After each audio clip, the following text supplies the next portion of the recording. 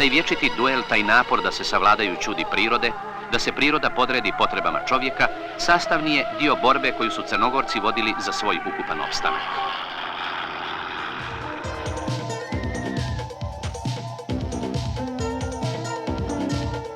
Postavljaju pitanja nama koji ovdje radimo u čemu je tajna. Ukratko, tajne nema. Cijenimo ovaj doprinos države Crne Gore prema pregnuću crnogorske privrede, koja na sebi svojstven i najbolji način predstavlja našu zemlju pred svijetom. Jer što bolje može predstaviti jednu zemlju od proizvoda prisutnog na tržištima preko 40 zemalja svijeta.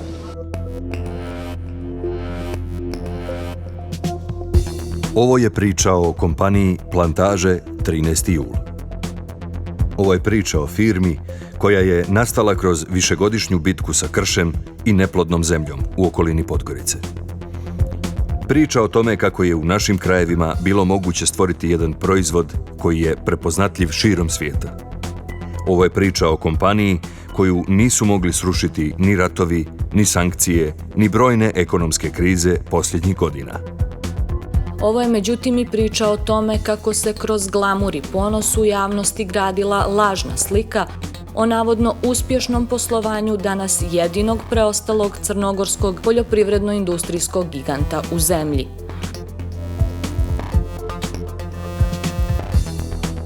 Ova priča govori o tome ko i na koji način upravlja plantažama 13. jul, odnosno kako je došlo do toga da ni o tako teško sticanoj imovini svih građana u Crnoj Gori odgovorna lica i nadležne institucije ne vode računa.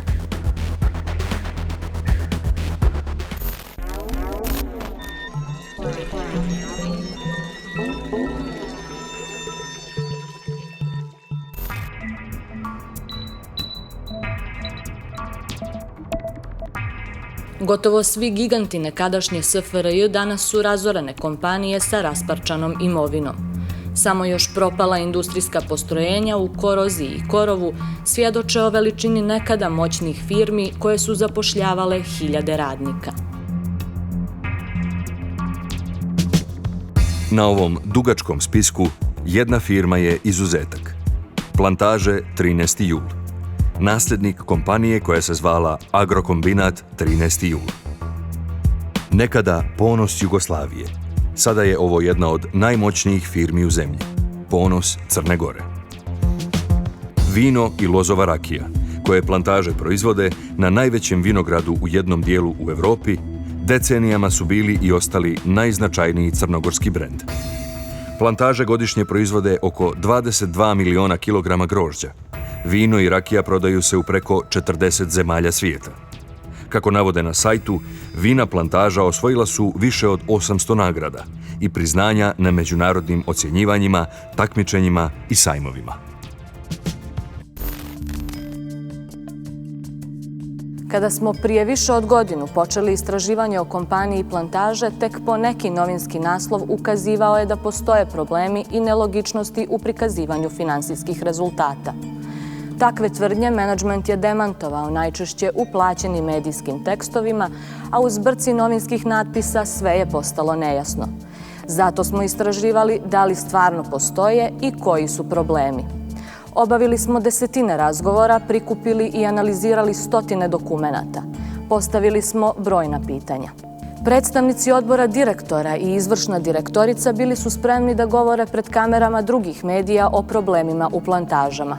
Naše pozive da učestvuju u emisiji Mehanizam su odbili. Po pitanju našeg učešća u vašoj emisiji u konsultaciji sa članovima odbora direktora zaključili smo da kompaniji 13. jul Plantaže nije mjesto u vašoj emisiji i to je zajednički zaključak odbora direktora i svih članova menadžmenta kompanije. Kao što sam vam u razgovoru saopštila, nije problem da o različitim temama koje su i vas interesovale razgovaramo, ali u nekoj drugoj vrsti emisije. Nadam se da ćete razumjeti naše razloge i da će naša kompanija i naša nacionalna televizija naći prostora i vremena za uspješnu prezentaciju svega onoga što radimo već više od pola vijeka.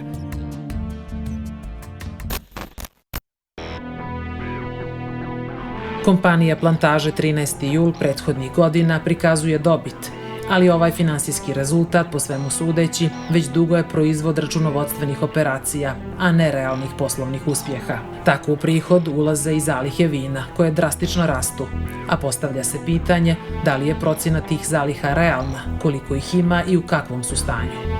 Logično bi bilo da Plantaže makar dio tih zaliha prodaju kako bi imale novac za tekuće poslovanje. Zarade predstavnika menadžmenta kompanije mjere se hiljadama eura na mjesečnom nivou. Bonusi su u nekim godinama za crnogorske standarde astronomski. Iz godine u godinu Plantaže ulažu u nove proizvode, u marketing. Sredstva se troše na luksuzne prijeme, skupe koncerte i sponzorstva, čak i polo turnir. Međutim, prihodi od prodaje već deceniju su isti. Kompaniji je godinama bilo dozvoljeno da ne plaća na vrijeme poreze i doprinose, dok su istovremeno rasla i kreditna zaduženja.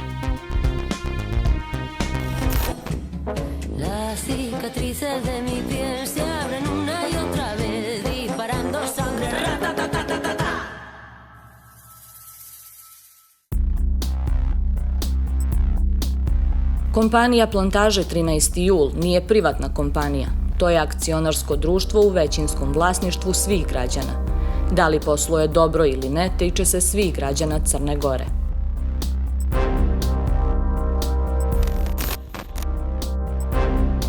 Prije 60 godina, krš u Ćemovskom polju na više od 2000 hektara pretvoren je u vinograd i započela je proizvodnja vina, koja će postati simbol Crne Gore.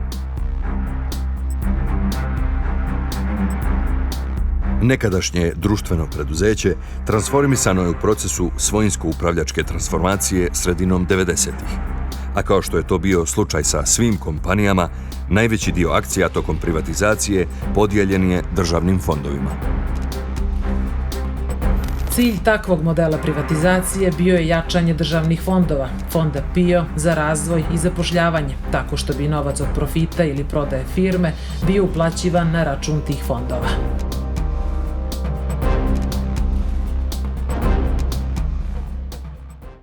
Danas je od toga mala korist, jer se ovi fondovi uglavnom finansiraju iz budžeta države ili od kredita. Čak ni Plantaže, kao jedna od najuspješnijih kompanija u većinskom državnom vlasništvu, nisu doprinijele da se realizuje ta osnovna ideja transformacije. Naše istraživanje pokazuje da predstavnici državnih fondova nedovoljno kontrolišu Plantaže.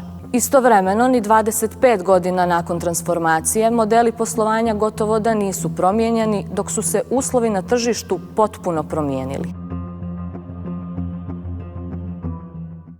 Kreator ovakvog modela privatizacije je profesor Veselin Vukotić.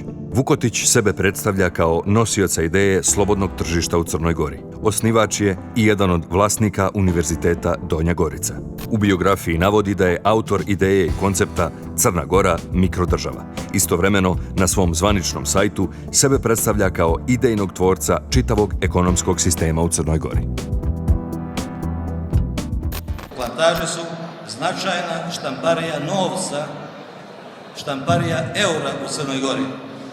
Eura koji prodajom naših proizvoda strancima fizički ulazi u Crnu Goru.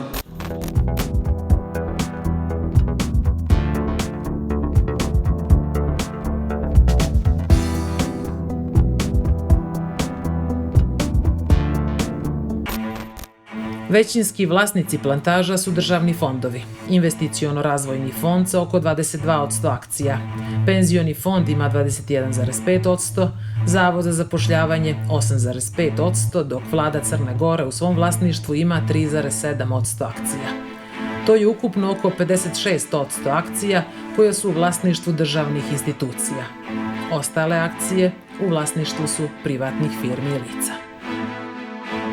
Pojedinačno najviše akcija ima Podgorička banka. Vlasnici sakriveni iza kastodi računa, investicioni fondovi Trend i Moneta i pojedinačno kao fizičko lice, bivši ministar poljoprivrede Petar Ivanović. Pored njih, vlasnici akcija Plantaža su i pojedinci koji su u vrijeme buma na berzi trgovali akcijama po veoma visokim cijenama. Sjednice Skupštine akcionara posljednjih godina prilično su burne. Dio manjinskih akcionara u prijavi podnijetoj Komisiji za tržište kapitala tvrdi da ih izvršna direktorica kompanije Verica Maraš tokom sjednica verbalno maltretira i da ne želi da se suoči sa svojim lošim rezultatima. Manjinski akcionari često nisu imali ni potrebnu dokumentaciju pa su pokrenuli sudski postupak za poništenje odluka sa jedne od sjednica Skupštine. Prema jednom od zapisnika sa sjednice u koji smo imali uvid, predsjednik borda direktora morao je da smiruje atmosferu na sjednici.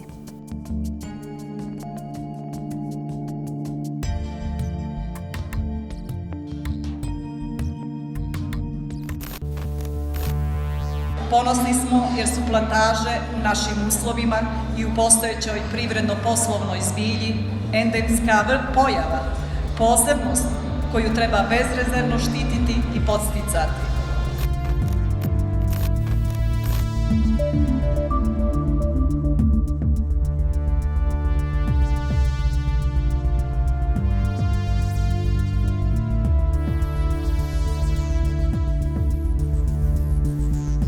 Od 1993.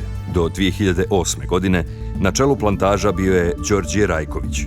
Za izvršnog direktora 2008. izabrana je Verica Maraš i na toj funkciji sada služi treći mandat.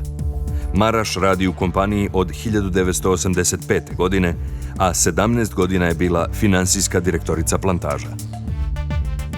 Od 2005. godine prihodi plantaža od prodaje kretali su se od 25 do čak 35 miliona eura, a tokom prethodnih 5 godina uglavnom iznose oko 30 miliona eura. Da bi se izračunala čista zarada kompanije na kraju godine, od novca od prodaje proizvoda i usluga oduzimaju se troškovi koji su neophodni da bi se taj proizvod napravio.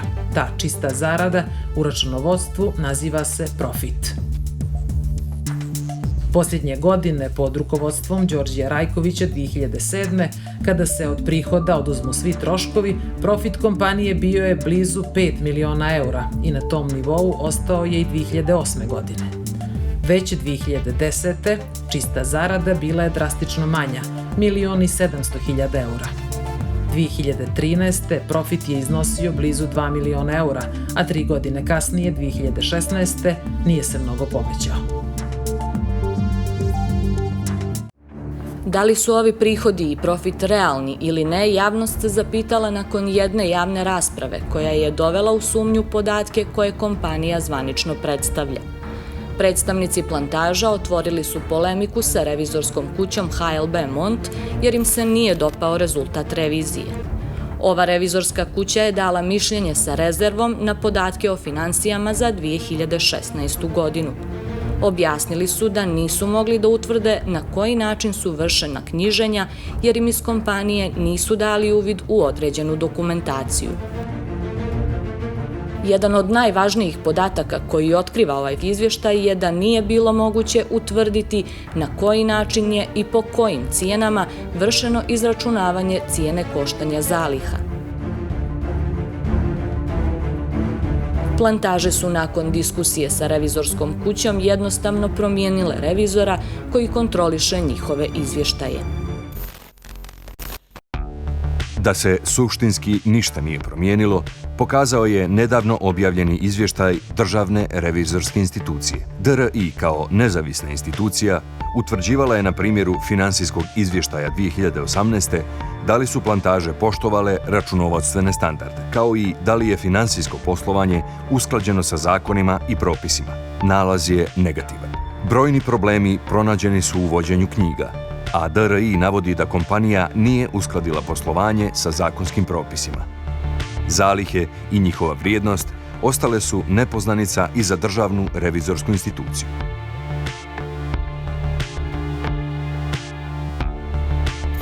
Na osnovu podataka koji su više puta mijenjani i dostavljani u postupku revizije, revizor se nije mogao uvjeriti u tačnost obračuna cijene koštanja ni u vrijednost iskazanih zaliha. Novinari redakcije Mehanizma analizirali su svu dostupnu dokumentaciju, koja ukazuje na to da upravo zbog obračuna vrijednosti zaliha postoji mogućnost da su prihodi i profit kompanije i manji nego što se prikazuje u finansijskim izvještajima. Plantažama enormno raste vrijednost zaliha po nabavnim cijenama. Tako su se zalihe vina i ostalih proizvoda sa 9 miliona 2007. uvećale na čak 52 miliona eura. Plantaže su posljednjih 10 godina u finansijskim izvještajima prikazivale profit, čistu zaradu, u iznosu od 1 do 3 miliona eura godišnje.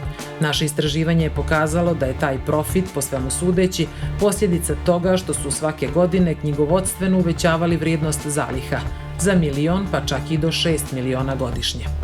Zahvaljujući tome, mogli su da prikažu da nisu u minusu. Zalihe u vinarskoj proizvodnji predstavljaju zbir vrijednosti flaširanih neprodatih vina i rinfuz, odnosno nezavršenih vina, koja u zavisnosti od kvaliteta u koji su svrstana mogu stajati u zalihama godinu, 2 ili čak nekoliko godina. Ovo svojevrsno gomilanje zaliha je neobično. Bilo bi moguće da su plantaže od 2009. do 2019. duplirale zasade grožđa, što se nije desilo. Tu robu je potrebno negdje smjestiti, što znači da su morali proširiti prostor za skladištenje vina i rakije. Međutim, od kada je izgrađen vinopodrum Šipčanik 2007. kapaciteti nisu bitno proširivani. 2009. godine plantaže su prema finansijskim izvještajima imale 18 miliona eura u zalihama. 2010. zalihe su narasle na 24 miliona eura. Na kraju 2014. iznosile su čak preko 40 miliona eura, a na kraju 2019. blizu 50 miliona eura. Prema našem istraživanju, da menadžment kompanije nije iz godine u godinu knjigovodstveno uvećavao vrijednost zaliha, pokazalo bi se realno stanje, a to je da plantaže godinama posluju s minusom. Umjesto profita, koji je u finansijskim izvještajima od 2009. prikazivan u iznosima od 1,5 miliona do 3 miliona eura, kada oduzmemo vrijednost za koju su povećavane zalihe, realan gubitak plantaža kretao bi se uglavnom od oko 700.000 do čak 4 miliona eura godišnje.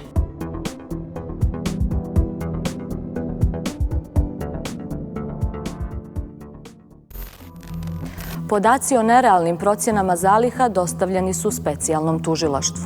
Ove podatke od 2015. godine kroz nekoliko krivičnih prijava dostavila je Valerija Saveljić, bivša finansijska direktorica plantaža. Saveljić u posljednje vrijeme često govori za medije i prije pola godine je drugi put dobila otkaz jer je iznosila podatke o poslovanju firme. Ona je podatke iznosila često i kao predstavnik političkog pokreta URA. Saveljić je međutim o nepravilnostima u radu prije obraćanja javnosti i tužilaštvu obavijestila sve predstavnike menadžmenta i borda direktora. Plantaže su nedavno podnijele tužbu protiv Valerije Saveljić jer smatraju da je iznošenjem određenih povjerljivih informacija narušila ugled kompanije. Pripremljeni finansijski izvještaj, koji je trebao da vidi odbor direktora, prikazivao je da su plantaže u prvoj polovini 2015. ostvarile gubitak od 1.600.000 eura, a prema računici bivše finansijske direktorice, realan gubitak bio je čak 5 miliona. Valerija Saveljić, u dokumentaciji do koje smo došli, upozorava da se rezultati ne mogu prikazivati kao dobit, baš kroz uvećavanje zaliha, kao i da finansije ne prave rezultate, nego ih izračunavaju. Više puta do sada skrenuta je pažnja menadžmentu firme kao i odboru direktora da prikrivamo stvarni rezultat preko korekcije zaliha. Do prošle godine smo imali prostora za povećanje cijena zaliha jer su one bile podcijenjene, ali sa popisom na 31.12.2014. godine doveli smo ih na stvarne cijene koštanja. Za dobit znamo da je razlika između prihoda i rashoda. U našem slučaju, ne dirajući zalihe, imamo negativan rezultat od 4,3 miliona eura. Što se zaliha tiče, one doživljavaju rast samo jednom godišnje i to poslije završene berbe, tako da u ovom periodu one ostvaruju pad zbog prodaje proizvoda. U krivičnoj prijavi, koju je Saveljić predala tužilaštvu, navodi se da je nakon njene intervencije finansijski izvještaj korigovan, ali da nije bio do kraja tačan. Na osnovu ovih prijava, tužilaštvo 5 godina kasnije nije pokrenulo postupak pred sudom. Od 2015. godine tužilaštvo uporno ćuti i ignoriše te prijave. Znači, one nisu odbačene. Tako nas je obavijestila gospođa Saveljić. Ona vas je obavijestila. Ona nas je obavijestila u prošloj emisiji. Ja imam drugu informaciju, znate. Molim? Sve krivične prijave koje ona proslijedila tamo, evo ih tu. I moje izjave po tom pitanju. Ne. Jesu li prihvaćene ili su odbačene? Odbačene. Ja nemam zvanično za svaku, ali... Dok su prihodi od prodaje vina i rakije tokom godina stagnirali ili čak i opadali, radnicima, a posebno menadžmentu, rasle su plate. Verica Maraš je u jednom trenutku mjesečno u plantažama zarađivala i 10.000 eura, 2010. godine. Nakon odluke vlade da se svim direktorima državnih kompanija smanje zarade, plata Verice Maraš smanjena je na 1.000 eura. To nije dugo potrajalo, pa se mjesečna zarada izvršne direktorice plantaža tokom prethodnih godina postepeno uvećavala, da bi 2019. prema podacima iz imovinskog kartona iznosilo oko 7.500 eura. Ja se slažem da je to velika plata, samo opet idemo od toga da ta plata nisam je samoj sebi određivala. Prihvatila sam je i u tom što sam je prihvatila izgleda da je moj veliki grijeh. Meni je bilo prihvatljivo i kad mi je plata bila 920 eura i kad je plata ovako kakva jest. Prema pisanju medija, posljednjih godina, osim za nadoknade menadžmentu, u plantažama su ogromne sume novca izdvajane i za članove odbora direktora. I to po osnovu obaveze za korporativno upravljanje. Samo za 4 godine, od 2009. do 2012. godine, tadašnjim članovima odbora direktora isplaćeno je 700.000 eura. Od toga je samo predsjednik odbora, Veselin Vukotić, za 4 godine dobio 175.000 eura. Sa druge strane, državni fondovi i mali akcionari godinama nisu dobijali dividendu na akcije koje posjeduju. Analiza finansijskih izvještaja plantaža pokazuje da ova kompanija ima problem sa nedostatkom gotovine. Još 2013. godine na Skupštini akcionara, na kojoj se raspravljalo o rezultatima za prethodnu godinu, predstavnik investiciono-razvojnog fonda predložio je da se ne isplaćuje dividenda, raspodjela dobiti zbog loše finansijske situacije u kompaniji.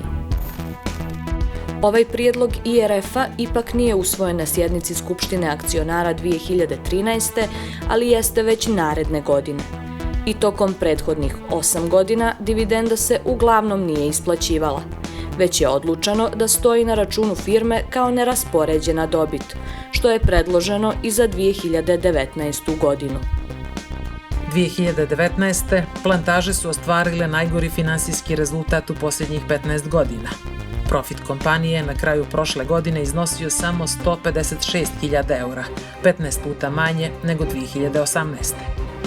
Koliko je to loš rezultat, pokazuje i činjenica da plantažama nije pomoglo ni to što su prodale udio u Podgoričkoj banci za 1.800.000 eura.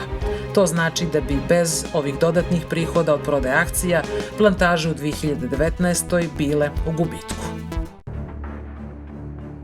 Za one koji su pažljivo pratili finansijske i poslovne rezultate plantaža u proteklih 10 godina, ovo je očekivani ishod. Problemi se gomilaju godinama unazad, a iako je ova firma preživjela i teže okolnosti od današnjih, to ne znači da će se oporaviti sama od sebe. Uprkos tome što se iz godine u godinu uvećavalo tržište, cijene su rasle i Crnu Goru je posjećivalo sve više turista, profit i prihodi plantaža stagniraju. U ovakvoj situaciji uprava plantaža počela je da prodaje svoje osnovno sredstvo, zemljište, čija vrijednost prema našem istraživanju može samo da raste. Na taj način umanjuje se ukupna vrijednost imovine, a samim tim i kompanije u kojoj državni fondovi imaju većinsko vlasništvo. Osim toga, kreditna zaduženja rastu. Do prošle godine dugovali su za poreze i doprinose preko 2,5 miliona eura. Sada je taj dug oko 300.000. Na koji način sporne poslovne odluke menadžmenta utiču na budućnost kompanije i da li postoji rješenje za takvu situaciju, gledajte u narednoj epizodi serijala Dvije boje vina.